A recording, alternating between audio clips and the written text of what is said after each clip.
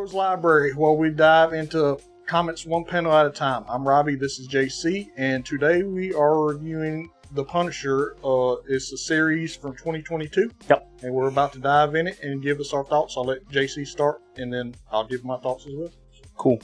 So, pretty much in this one is Frank Castle goes into, or gets brought into the Hand group, not just as a member, but as a high slayer. So, you want to tell them why? Well, basically, what it was is this priestess of the Hand has been looking at, kind of keeping tabs on Frank since he was like 10 years old, because Frank did his first kill when he was 10. And she thought that he was the Hand of the Beast. And what the Beast is, it is a god that the Hand organization actually worships. Yep. And throughout this series, Frank gets new powers. He gets the powers of the Beast, pretty much. And he's able to fly. He has, like, fire eyes. He's able to actually see people sin before they even commit the sin. And it's a real cool thing that they added to the Punisher in this series that I really like. Well, my thing is, one of the biggest changes actually, is how this run redefines Frank's relationship with violence. He's still the Punisher, but now he's leading an entire army of assassins. One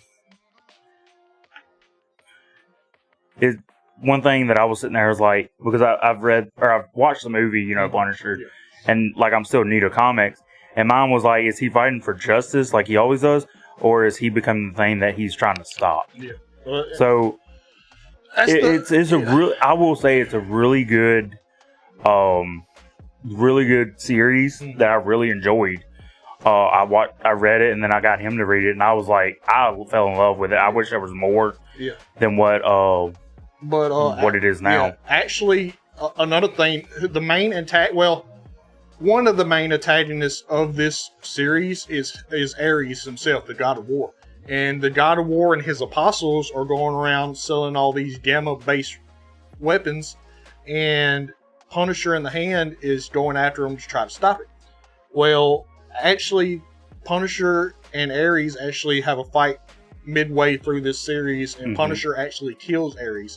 And there's a new comic, a new Deadpool comic with Miles Morales, where actually Ares' apostle comes in, and this might mean that Ares is still alive, because this Herald of Ares shows up in this comic series. We might dive into that as well. Maybe. Yeah, we can. I will say, this isn't the usual lone wolf Punisher here, because he's in a big group. Yeah. I think, he's motivated because of what happened at the beginning with his wife. Yeah. And that's what the Hand had promised him, pretty much. To bring his family back. Yeah. Was, to bring his family back. Of course, they only brought his wife back. And, yeah. What do you think of the art? The art, I actually love the art.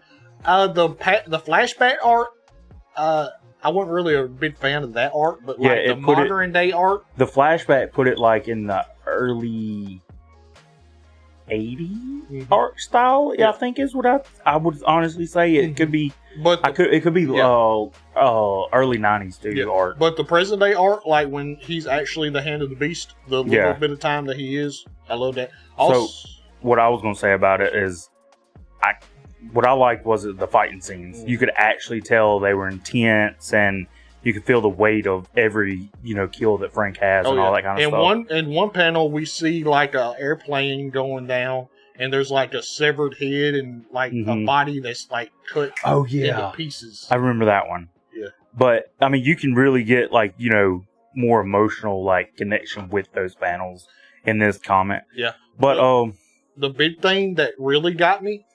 If y'all don't know, Wolverine's my favorite character, but whenever he showed up, I was in. Because I liked reading the whole series, but you could ask him, whenever Wolverine showed up, I was all for it then.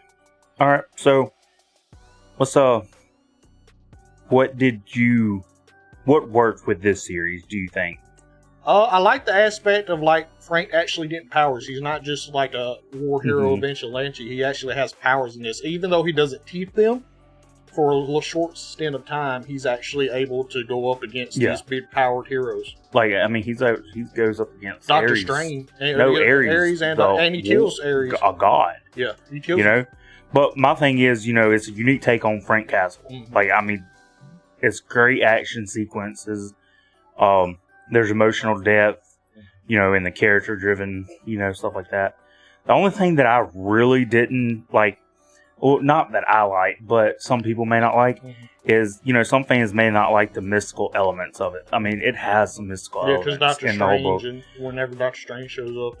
But I'm going to ask the audience, if y'all read this, do you think the story fits the Punisher legacy? I mean it's different. It's different than what... It's a different take on it, and it, evolves his character a little bit more. Yeah. I think. Even though he doesn't keep these powers for a long time. No. But, you got anything else? Nothing really. But, at the end, the very end of the series, the, priestess or whatever finds a new kid that's actually, might actually be the Hand of the Beast. Could be. Overall, I mean, it's really good. It's a bold, unique take on Frank Castle and stuff like that. It might not be for every fan of Punisher. It's got some really good storytelling of it. Really good. I've really enjoyed it. I definitely give it a look. Take a look at it. Read it. If you've got Marvel Unlimited, that's where I read it. I think that's where Robbie read it. If you can find the physical, that's even better. But if not, I mean, it is on Marvel Unlimited. But yeah, I think that's all we got. But be on the lookout for where he reviews Sinless Society. That's going to be the next video. And actually, this Saturday, we're going to do another pool list video. So, yep. I'll be on those videos. But anyway, until next time, don't forget to like, subscribe, and comment what you want us to review next. But anyway, until next time, stay heroic, and we'll catch you in the next episode. Hey, everybody. Just want to give a shout out to Dirty Randy. That's his gamer tag. If you notice that the audio is a lot better, it's because of him. He bought us some DJI wireless mics. Freaking awesome. Thank you, Randy, for getting us these. Love that guy. Thank you, bro.